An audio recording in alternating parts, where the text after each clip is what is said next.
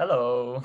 Hi guys, thank you for joining our first live webinar, a conversation with a viral TikTok creator. My name's Abby. I'm one of the talent managers here at Fanbytes and manager of the Byte House, which is the UK's first TikTok content creation house. I'm joined by Sebi John, obviously, one of our top tier creators and members of the Byte House. Please bear with us. This is the first time we've ever done a live webinar, so expect some hiccups along the way, but we're hoping it will run smoothly.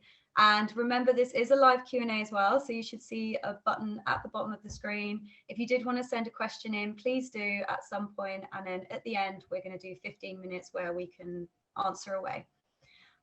So yeah, let's get started. Seb, do you want to start by introducing yourself and talk a bit about how you rose to fame? Yes, so hi, I'm Seb.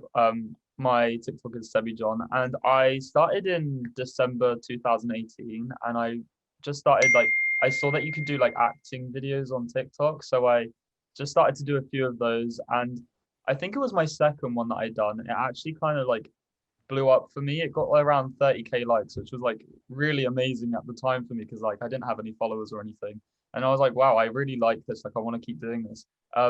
So I just kept working at it and working at it. And soon enough, I started to blow up for a trend called clown check on TikTok. Yeah. And my videos were getting like millions of views, 400k And likes here. whereabouts was that, would you say, like roughly? Whenabouts was it? Yeah. It was around February. So it was like a couple months after. It wasn't too far after. And then yeah, I just kept doing as good as I could from there, and now I'm on 2.8 million. So Yes. I mean, especially in like this year, I feel like you particularly jumped incredibly. And yeah. like you say, mostly from your POVs. When did you start to like feel recognized? Like, we've got these TikTok conferences that run in London. So talk a little bit about that.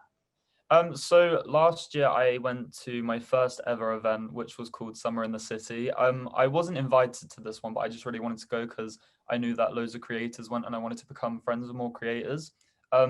So when I got there, I wasn't expecting to like be seen or known. But as soon as I got there, like I was literally like swarmed by so many people, and it was so surreal and kind of overwhelming, but it was so amazing. Like to think that I've actually had an impact on people's lives like that. And then I actually was invited to my first event, which was Winter in the City in November time, I think it was. But I met all the squad because we're Byte House. I met all of those guys at Summer in the City, and we've just been friends ever since and doing content together. So Yes, and obviously, I work really closely with you on the Byte House, which started in April this year. It's been running yes. for 7 months now. So I mean, from your point of view, like how has your Byte House experience been? Obviously, I'm biased, but this is your opportunity to talk about how you found it. I mean, it's definitely helped my career. It's definitely given me more opportunities. And I've definitely got a lot more brand deals from being in the house. So it's all working all around for the better.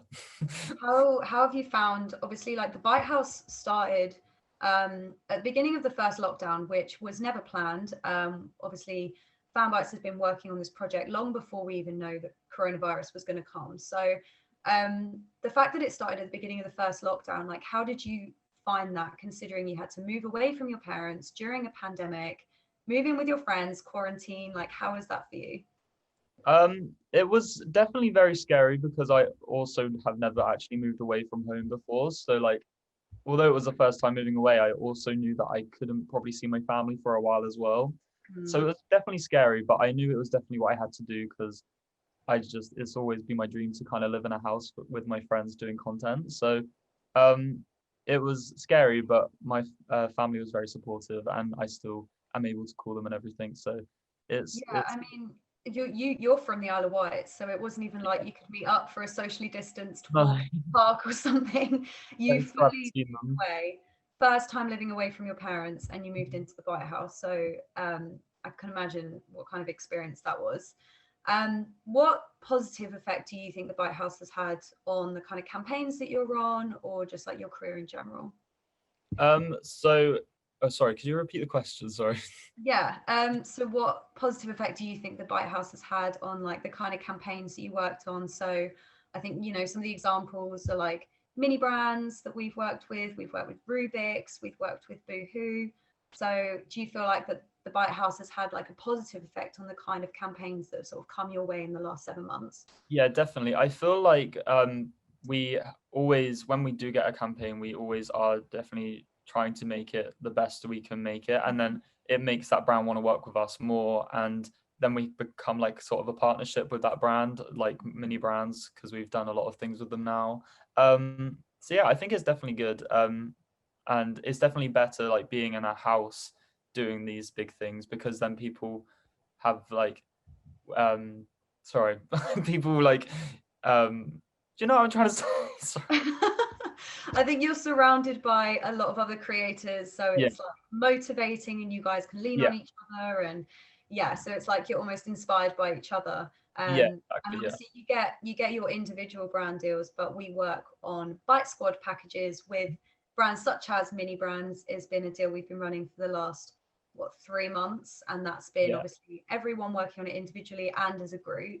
So that's been really successful. I mean, I feel like we've had a lot of success from that. yeah, definitely. We've all posted on our individuals as well as Bite Squad using mini brands, so it's definitely been a known thing now for like us all to be doing mini brands. Yeah, I mean, it only just came over to the UK, and we were Yeah. obviously the first UK TikTok influencers to sort of bring it to the audience's attention. So that was exciting Yeah. to be part of. Yeah, that was really exciting because I knew it was like really big in America. So Mm, it was really exciting to be on such a big campaign like that, and be able to do it before like yeah, anybody else. absolutely. I think probably our audience would love to know just a bit more about your best ever performing video, what that was, what it reached in the end, and just like how that came about, really. So this was actually a video done with my friend Hannah Martin and Lily and Monty that are in the house now. And it was a video that was inspired by puppets. So it was like special effects makeup, and we were actually up till like 3 a.m. in the morning, um, doing these videos.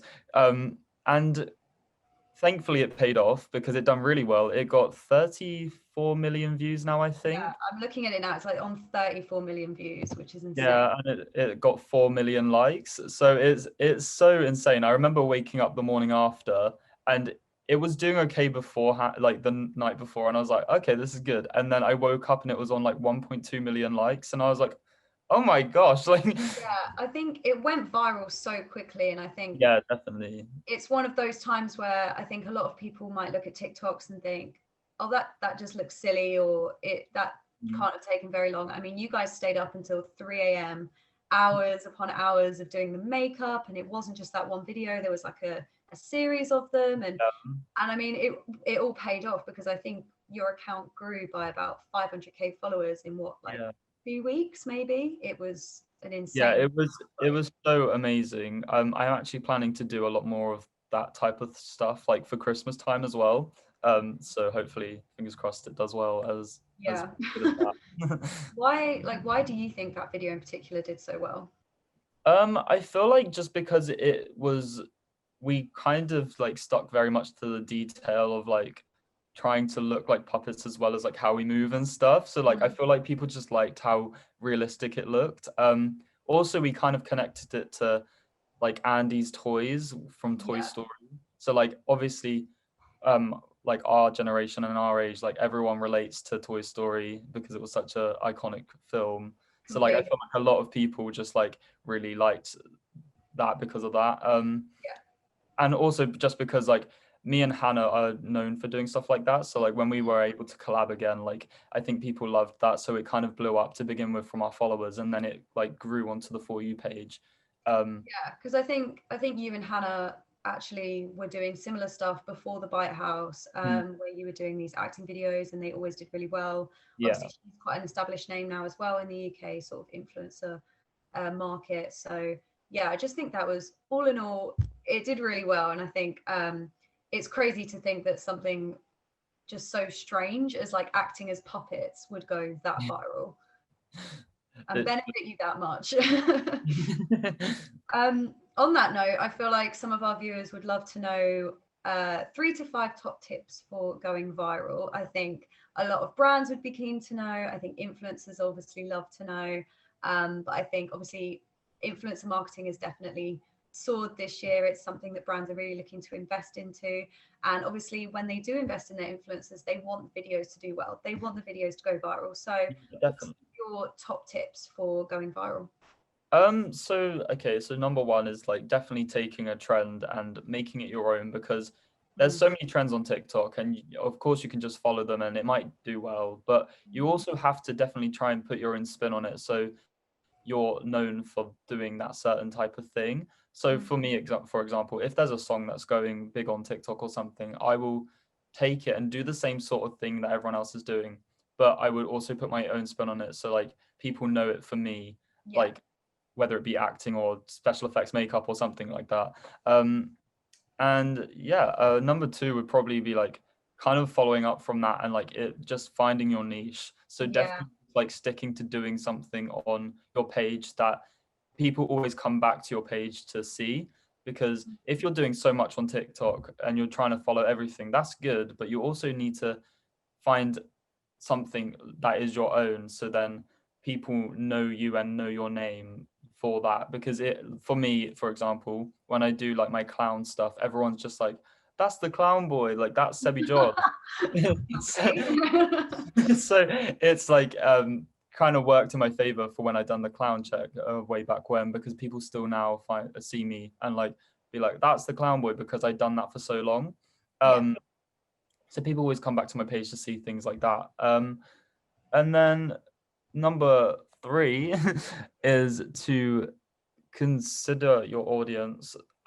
So for example, when I done videos with me and Monty before he went into hospital, me and him would like put on titles on the screen, so then for people who are harder of hearing or anything like that, they can still follow along what's happening in the video, because obviously there's still such a big audience of people that might not be able to understand what you're saying, whether it be like a different language or something like that. So we definitely try and always put things on our screens to make sure that everyone can follow along.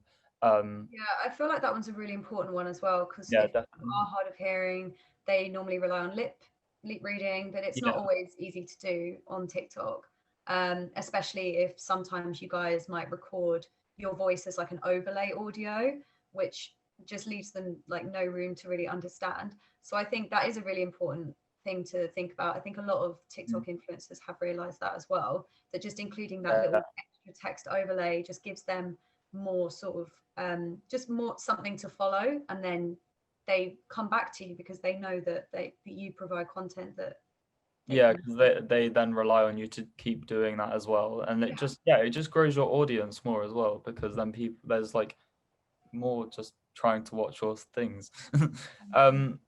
Fourthly is content that connects with people. So for me, and I know for a lot of people in the house, we all try and do a lot of relatable content, including on Bike Squad.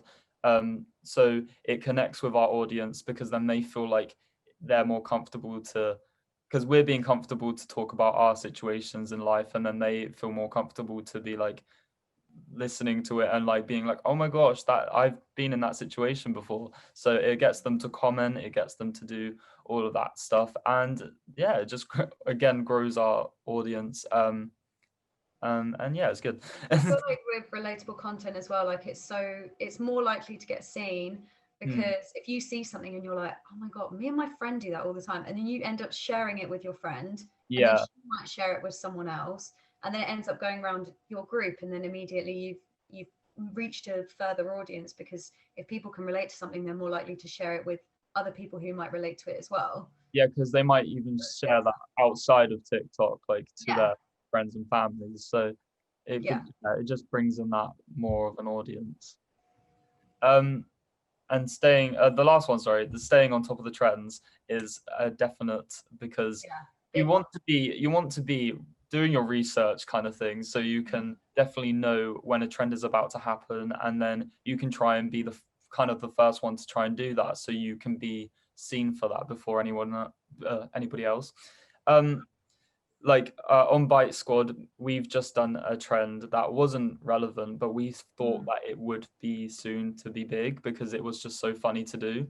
So we'd done that before anybody else, and it actually blew up for us.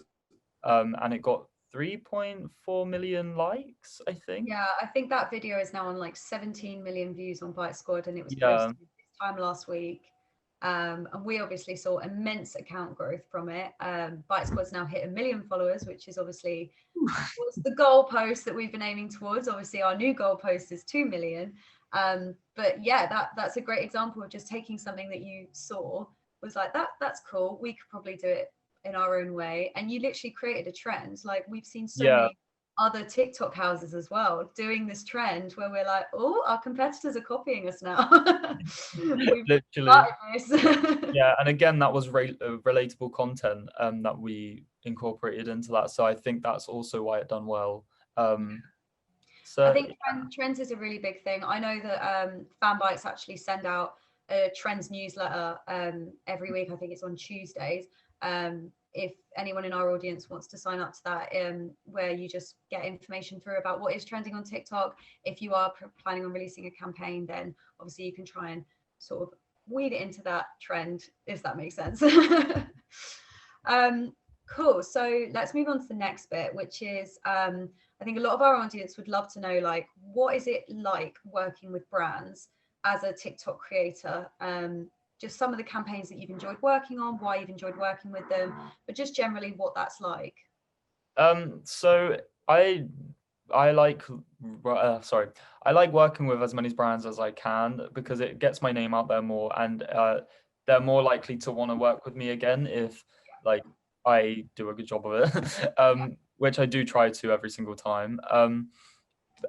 Yeah, and it gets you more experience with things like that. So if you're working with like a toy company, for example, it might reach out to more companies that work in that sort of industry, and they'll see that and be like, that video done well, and he might want to work with us, sort of thing. Yeah, Mini Brands is a good example of that, because you took Mini Brands, you created a makeup look using Mini Brands, which I don't think I've seen anyone do.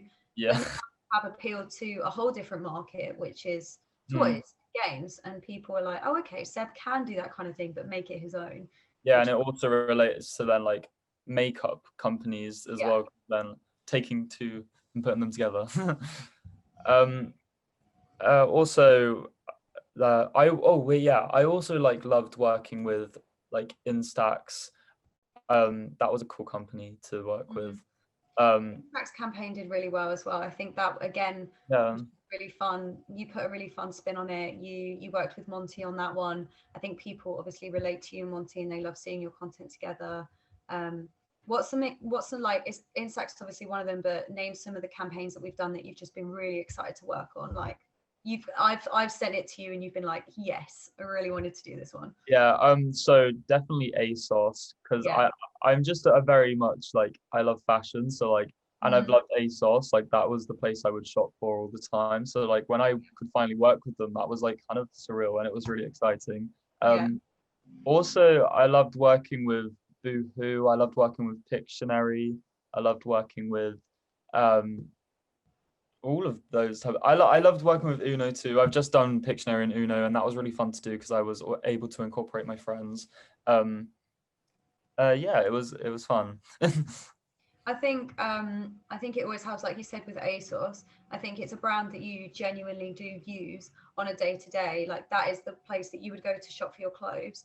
So when ASOS did approach us, it just made so much sense for you to do that brand, because I think with your fans as well, you are very open about where you get your fashion from.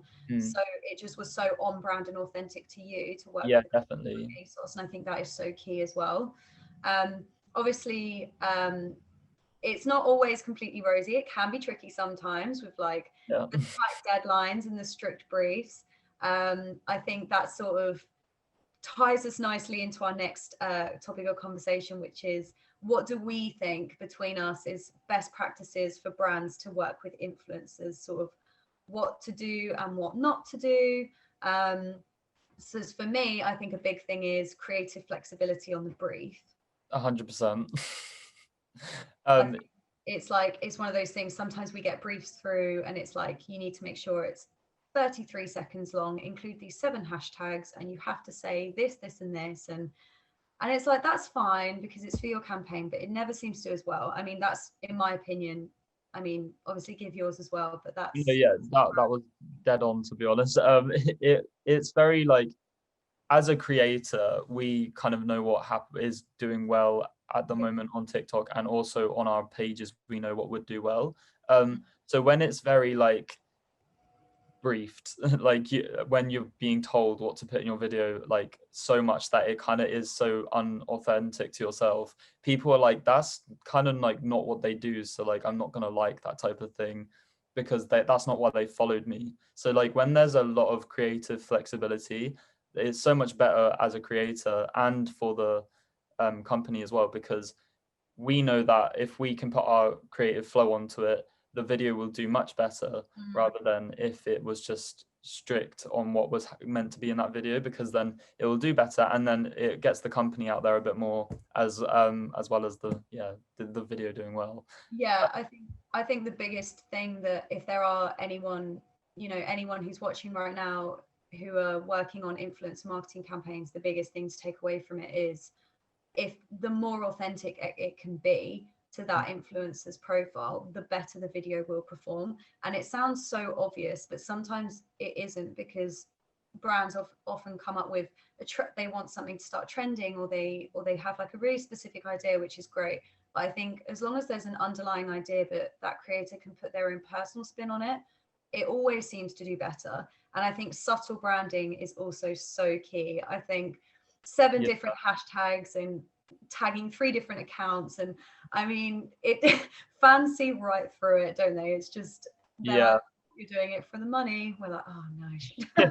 Yeah, they definitely realize, and then they're just like, oh, I won't watch this one then. He's just doing it just to get money and stuff. Yeah, I mean, we want our influencers to be like, yeah, we got our shoes from X whoever, but I think it just keeping it subtle branding is so key as well. I think, but especially with the work that we've personally done, I definitely think it works a lot better.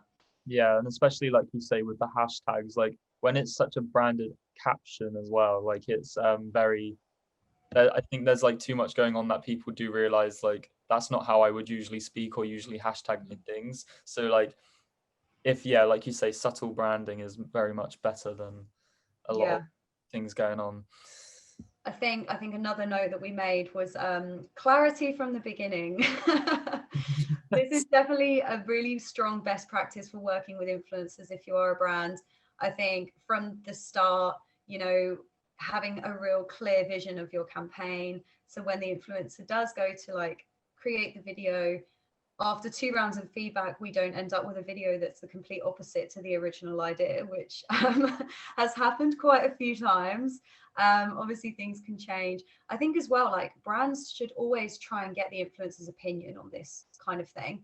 I think like, lean on these people, because no one knows TikTok and no one knows their own account better than the influencers themselves. Yeah. So I think the more that brands, like a lot of brands come to us and they're like, could they send over their concept based on this idea?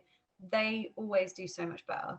And I think once they've approved it and we're clear from the start, those kind of campaigns just run way smoother. Yeah, that is definitely much better. Yeah. And then I think the last point that we made was we felt like it is important to work with influencers on a longer term basis. I mean, what are your thoughts on that? Yeah, I definitely do think the same.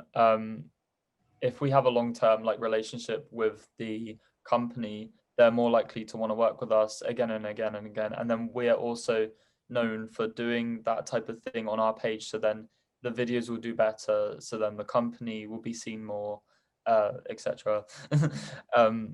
But yeah, it's definitely better to do a long-term thing than just a short-term thing, because for example, if I'd done something completely random on my page that I've never done before, then people are going to be like, that's new. Why are you doing that sort of thing? So if it's like stuff that is related to my page already that I've already done before, then it's more likely to do better because that's why people come to Yeah.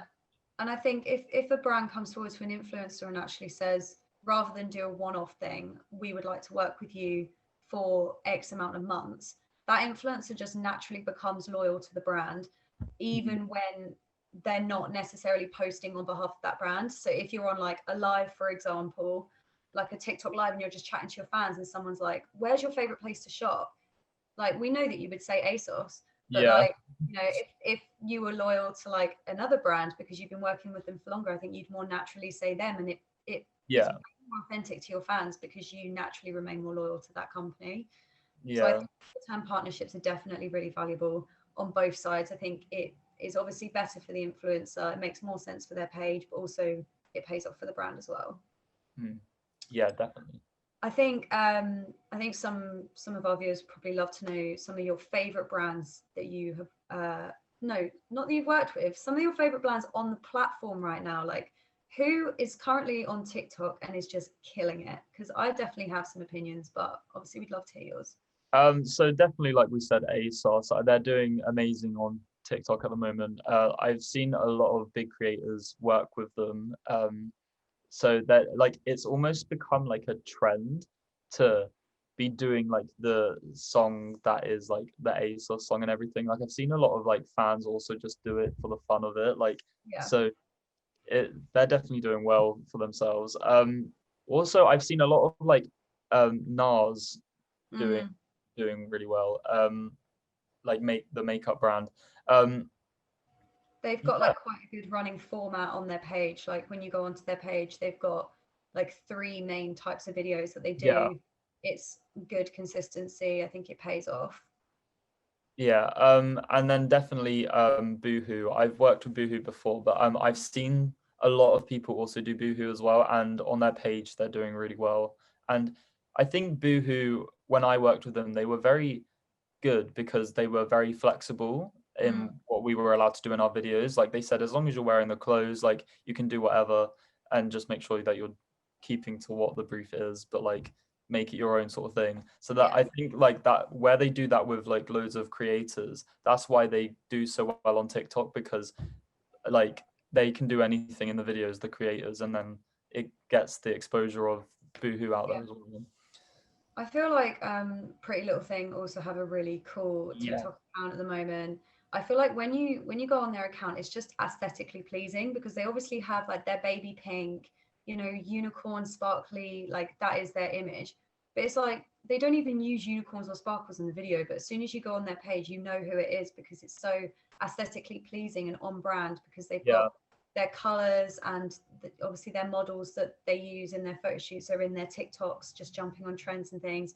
But you can just immediately tell straight away what a Pretty Little Thing video is yeah, because it's definitely. aesthetically pleasing. And it's just like that account is growing very quickly as well because I think people just enjoy the fact that it's just nice to look at, isn't it? You're like, that's pretty. Yeah, definitely. Um, cool. I mean, obviously trends are ever changing. We kind of touched on that. Trends are constantly changing, like weekly. But like right now, what are your favorite trends on TikTok? So there's quite a few trends on TikTok at the moment. Definitely the one that we have just done on Bite Squad that is all Yeah. over my For You page. Yeah. But it's really fun to see everyone's different types of like how everyone's minds Yeah. work because it's a trend Explain it. that Explain the video a little bit, just in case people haven't seen the Bite Squad yeah. video. So it's basically a trend where you expose yourself and like it's kind of like you take a step into somebody's mind of like how they think about things. Like if you prefer like shopping or staying at home type of thing, like you go to either side Yeah. of the screen. So it's like taking a step into somebody's mind. And when creators do it, obviously all of the fans want to know everything about what's going on in their minds and how they feel about certain things. Um, it's definitely doing well on TikTok and it's all over my For You page, but it's definitely fun to do. Um, I've seen also a lot of like when it was Halloween, but it's still happening now. Like a lot of SFX makeup where they like how I was doing, like where they would cut up their face and everything, um, make it make it a bit too gory. But it's really fun to see like how people can completely change the way they look. So I think that's why it does really well. Sorry. It's so impressive, Yeah. how people kind of, yeah, take something and just make it. I just think like that's where TikTok is so great, because it's just the platform for creativity. When you see these mad SFX looks, it's like, Yeah, wow. definitely. And I like think, it go on. also, what were you gonna say? No, go on. I can't remember now. Oh, I'm sorry. It's fine. What I was going to say was, I think another one that I've seen, I think you and Monty do really well, but I've also seen trending quite a lot, is like couple pranks. I Yeah. think prank videos do well generally, but when you're in a couple and your fans are really invested in you as a couple, they Mhm. just generally enjoy seeing you wind each other up.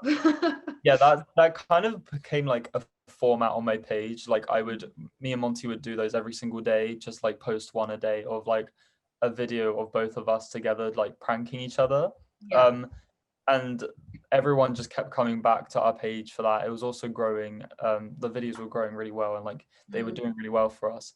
And now that he's like not here at the moment, everyone's saying in every single video of mine, like, "Where's Monty? Like, we miss you both together." Like, so yeah, it's really cool because I've seen so many of those on my For You page as well now. Like couples doing the same pranks and same. It's like become a trend to do loads of these pranks. Um, so there's definitely always something for me and Monty to do, Yeah, like pranking. 100%.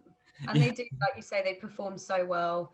They're just like really sweet and comical, and I think people always like to come back to it because it's like, what are you possibly going to do next to each other? God yeah, knows. Let's have a look. We're sort of coming to the end of our chat, and we do have some questions at the bottom. So I'm excited to see what people have put in. We're sort of going to bring the chat to an end on discussing the future of TikTok. I think TikTok is still a fairly young app. It was obviously Musically, and then it became TikTok. And I think especially this year, it's just grown and grown and grown and grown and grown. Arguably bigger than Instagram, Twitter, and Facebook. I think especially obviously for Gen Z, it's the go-to social media platform. But I guess my question to you is, and I guess it's a question to me as well, how has TikTok changed and developed for brands? Like, how can brands now use TikTok? Like, what new features are available that brands can sort of invest into?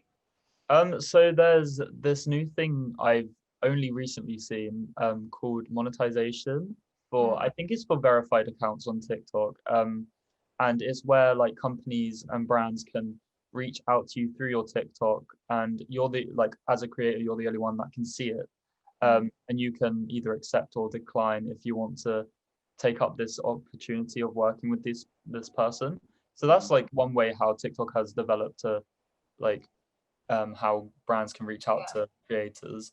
I've also seen that they have also released now that you can use filters depending Mm, what brand you're using. So, like for example, when I worked with ASOS, they also have a filter and a song on TikTok. So that's like obviously really relevant to ASOS. Um, and that's like another way because then it's like not only are you doing like a brand deal with them, but it's also like they're physically on the screen, so mm. like it gets their name out there like even more so. Yeah. um yeah. I think just touching on the filters, I think they are actually quite useful. I think the ASOS one is a really good example because that was the Halloween campaign that we did. And they created that, they completely customized the filter so that it was Halloween themed. It had the ASOS branding on it. So as soon as you like went onto the video, you knew straight away what it was going to be. And people stay because they're like, oh, what's he wearing from ASOS? And it's just, it's just a clever new feature. It is fairly Yeah, new in the last few months, that brands are now able to do this. It's just another way for them to get themselves out there through the influencer posts, I think. yeah, I think there are obviously these different features that are now available on TikTok, but also like the future of TikTok. just the way it's being used as well, I think is changing. Yeah. I think, this year in particular, there have been a lot of big changes. I think people have definitely resorted to social media to discuss them or touch on different topics. And TikTok has played like a major role in Gen Z's fight against social and political issues. Yeah. Biggest one, I think, this year being the Black Lives Matter movement. Yeah, definitely. A lot of young teenage TikTokers sort of took to TikTok. There was a lot of trends around that. People were sharing information and getting other people to join in. I think it was really educational. And like also, TikTok has always been seen as a very silly app, something that people just use to have fun, but it's also now growing into this educational app as well. Yeah. Fun way. Yeah, definitely. I definitely saw a lot of trends, like you say, around the BLM matter. And it was, I think there was like a makeup trend that was going really big. I know Hannah Martin done it. I saw a lot of other creators do it. And it's just that extra bit of like spreading awareness. Like I think TikTok is definitely good for spreading awareness on a lot of things because, like you say, it was seen as this silly little app to begin with, but now I feel like there's so many things on there, like, and there's everything for everyone on there. Like if you go on there and you're like feeling some type of way, there's definitely somebody that's going through the same thing as you, and like it's just a way to definitely like feel a bit more comfortable in my, yeah, that's what I think. Yeah, I think the Black Lives Matter movement is just one very obviously very important example, but there's so many as well. Like I know I saw you jumped on a trend recently. It's just like this audio that just, you don't outrightly say it, but it very obviously identifies issues with the stigma around mental health and discussing mental health and people reacting to discussions about mental health. And even though you didn't directly say anything about that, but I think it definitely shed light on something that is maybe an issue about around that topic of conversation, and just like sort of, it's a great app for breaking down stigmas and barriers around different things. I think, at the same time, it's such an inclusive, safe space for Gen Z to be a part of the LGBT community. I know that you have really reached out to your followers in that way and you've provided a really safe space. I mean, your fans talk about that all the time. Yeah, I've had a lot of fans when I came out message me, and like after like a couple of weeks of me being out, like they've messaged me and said like, oh my god, you've helped me so much, thank you so much for like just being you, because you've made me feel more at ease with myself. And that just makes me feel so like proud and happy, like that I can help people in that way even without physically being there. They can just watch my videos and watch me doing me, and like they feel more comfortable like watching that and being themselves as well. Yeah.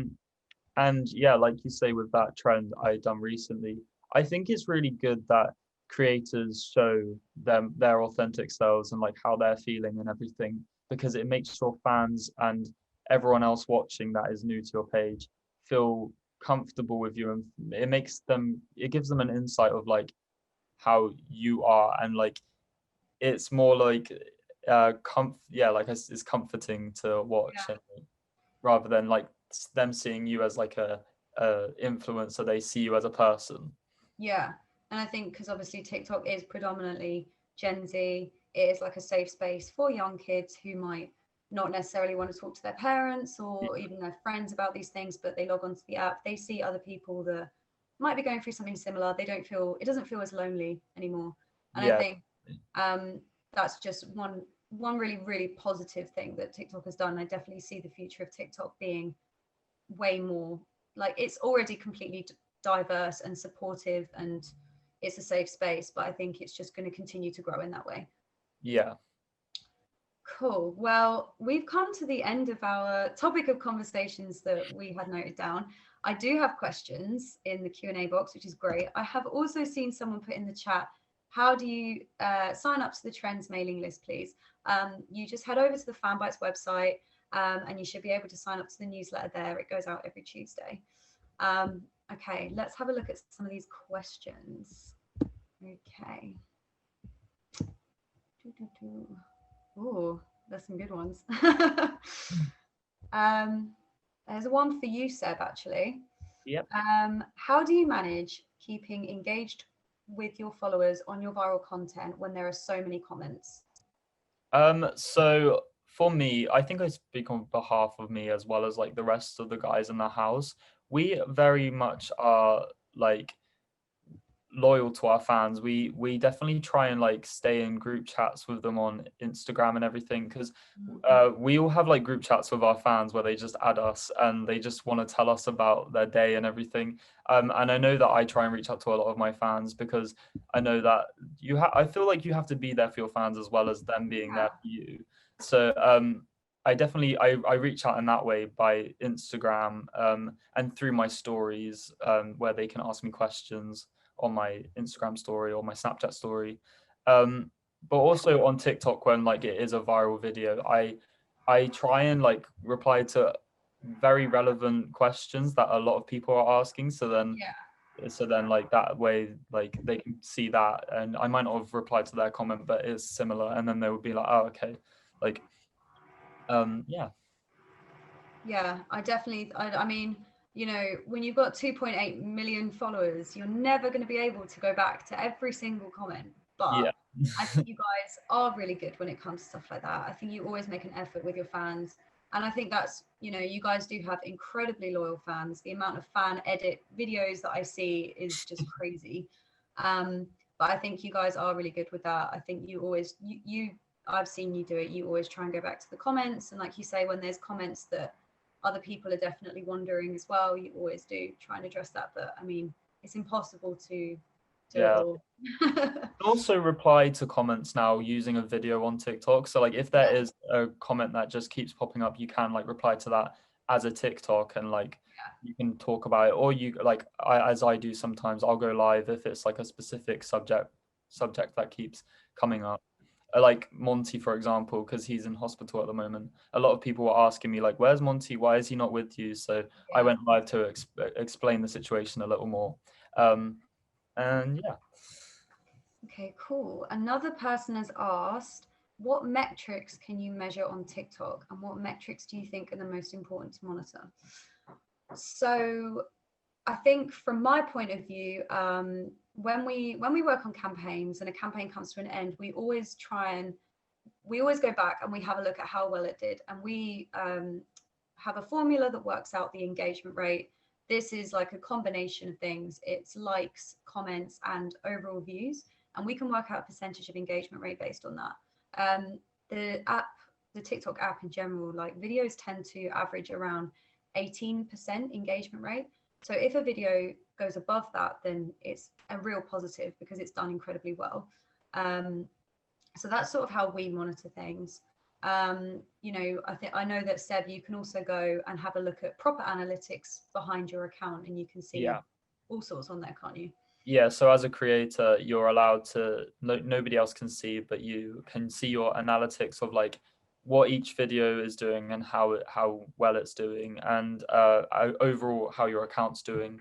You can also see like if your audience is more male based or more female based, so you can then think of like how your content will be. So for example, mine is a kind of a mixture of both. So I try and like stay relevant to female matters as well as male matters. But say if you were more like a female based page, you would probably do more relatable things to like young girls, like women, and everything like that. So like Yeah, your I video will think then do well. the Bite Squad page is far more female than Yeah. male. So we do try and focus on that in the content with the lipstick dances, the fashion stuff, the LGBT content is all sort of mostly does lean towards a female audience. So we definitely try and we I think we do look at our audience and we do try and listen. Um, Yeah. I mean, we can see where people are based. We can even see which city most people live in, their age, how most time, like what time in the day most people are on the app as well, or what time in the day most people visit Seb's page, for example, Yeah. which I think for you is the evening. But I know, for example, for Lily Rose, it's earlier on in the evening, around 4 or 5. But for you, Yeah. it's a lot later on. It's like 8 or 9 o'clock. Yeah, and you can also see like how old your audience is, like roughly. So like there's like a age range of like 18 to 24 and things like that, and I'm in that age range, so like my content is a bit more like adult friendly than like kid friendly. Well, I kind of make it friendly to everyone, but like you kind of want to base it a bit more around like how old your audience is, because then they're going to want to watch that, rather than like if I was doing a video about a kids show where they might not want to, watch that. um, Another question. Someone has said, my question is about music. I manage artists and I'm constantly trying to figure out how to break new songs onto TikTok. What advice do you have on trying to make a song a video focus and breaking a song? I think so. I used to work in the music industry, and it's really hard to break in music. And I think, especially this year because of the pandemic and the lockdown, I think the music industry has taken a real hit, and I think a lot of managers and labels now have seen the value of going to a platform such as TikTok to break an artist, because we can't do live shows and we can't do festivals. So I think you and I, Seb, have worked on so many music campaigns. At Fanbytes as a company, we work with a lot of labels and a lot of managers. And if you are looking to break a song or an artist, it's something that Fanbytes can actually help you do. We do it a lot. We speak to labels or managers. We look at the song internally. We come up with creative ideas, and then we will pick influencers that work with the song and the concept that we've come up with. And that is how you get your music to go viral on TikTok. You run a campaign behind it and you get influencers using it, and then their fans are encouraged to use it. And as long as there's normally a concept behind it, which normally does best. So I think there's one that we're working on at the moment where it's like showing you before lockdown and what you look like now, like a glow up. So that's the concept. So I think a lot of other people will look at that and they'll want to show their glow up over the last 7 months. And I think, yeah, that's like just a small example of what we can do with music on TikTok. So I think if you did want to chat to one of our team, obviously just email the Fanbytes email address, and we can definitely help with advice on that as well. Let's do one more because we promised 1 hour. We've got 7 minutes left, so let's make the most of it. One more. How do you think education marketeers can work on TikTok? Yes, is my answer. What about you? Yeah, definitely. I think anyone can work on TikTok. I think we've worked on campaigns again. We work on a lot of campaigns around education. We've done back to school campaigns where our influencers have gone on and encouraged people to not be afraid to go back to school with the pandemic. We've worked with ACCA, for example, on an influencer campaign as well. So like the long and short of it is, yes, I think if you have an idea of what you want to achieve out of the campaign, what the goal purpose is, then you can really do anything with TikTok, because it's so creative and it's so flexible as an app. We can literally pretty much make anything work. And there are more education focused TikTokers out there. Or if you want to be more educational on a topic such as mental health, like we've discussed, then there's a variety of influencers that are able to be on it. I mean, you've been on stuff like that, haven't you? Not just TikTok. There's definitely like a way for everything to be on TikTok and like make it kind of blow up, as well as like, because there is so much now educational things on there. I think they even trialed like an educational like bar on TikTok, because there was For You, then your following, and then they started to do this little educational bit. So there's kind of a thing for everyone to like go on to TikTok and be like, I need to know about this. I'll go to this bit or this person. So I think you can just kind of start trying to do anything on TikTok and make it do well. Yeah, I remember there was actually a trend and it was called #learn on TikTok. It got in the end like 40 billion views. And it was literally just people making informative videos or like how-to videos. I remember this one guy literally went viral just because he was a dad and he was doing videos on like how to change a tire or how to fix a kitchen sink. And for kids who are growing up without a father figure, they really relied on his content because it was teaching them stuff that you know, maybe they weren't being taught at home. And this guy just blew up. So I think it definitely depends on what you want to go for, but the answer is yes, 100%. We've actually had a couple more questions come through. So I think this is one for you, Seb. Do you have to create your videos in-app, or what is the best way to create TikTok videos?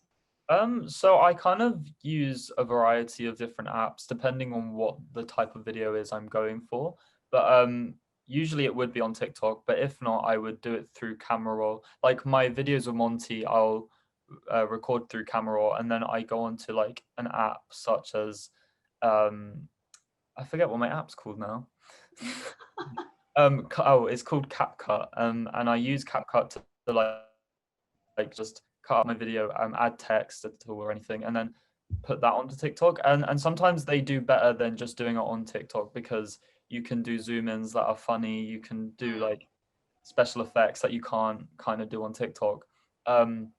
But TikTok is still very good for like special effects and everything that you can kind of add little bits here and there. But yeah, I kind of use just a variety. I think TikTok have really nailed it in how easy it is to navigate the app as well. I think it is so easy to edit on the go. I know a lot of people who do just sort of film in the way that they're going to edit anyway. I think Em and Loz are a really great example of this. Like they don't tend to do much post editing. They normally just film as they go and edit it in app. So I think it's really great for that too. I will answer one more and then we will sign off. If you're the brand doing a campaign, do you see the analytics on your BR and page for those projects? So yes, so if you are a brand and you want to come to Fanbytes for us to help you run your campaign, we have our own Fanbytes platform. You will have a campaign manager and an assistant as well who will help you run the full campaign, and you have access to our Fanbytes campaign platform through your own portal where you can track all of the metrics and the statistics in real time. So you can see exactly how your campaign's performing from start to finish. There you go. Okay, well, I feel like we're coming to an end now. Thank you guys so much for staying through the full hour. This has been the first time we've ever done a live webinar, so I feel like it went fairly well. Yeah, it was fun. And obviously, thank you, Seb, for taking the time to speak to me as well. I think everyone has really enjoyed listening to what you have to say. That's okay. Okay, well, we're going to sign off now. But again, thank you so much. And if you do have any other questions, just please drop Fanbytes an email and we'll be sure to help you. Okay, bye. Thank you. Bye.